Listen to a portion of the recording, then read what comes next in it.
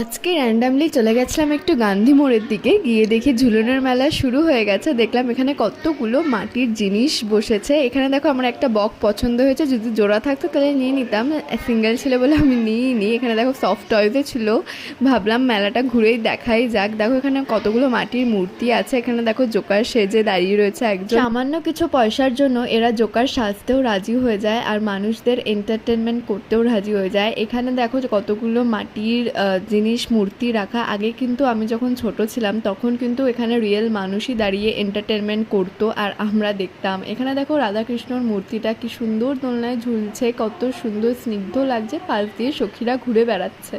এখানে সেজে বসে রয়েছে ঘন্টার পর ঘন্টা মাদার টেরিজা, আর সামনে আছে বজরংবলী, ঘন্টার পর ঘন্টা এরকম করেই বসে রয়েছে স্ট্যাচুর মতন। বসে থাকাটাও কিন্তু অনেক কঠিন। আর ঝুলনের মেলায় গেছি একটুখানি ফুচকা খাবো না সেটা তো হতেই পারি না। That's it for today. ভালো লাগে লাইক কমেন্ট অ্যান্ড সাবস্ক্রাইব করেছো। দেখা হচ্ছে নেক্সট ব্লগে। খুশি টিল দেন সবাই ভালো থেকো।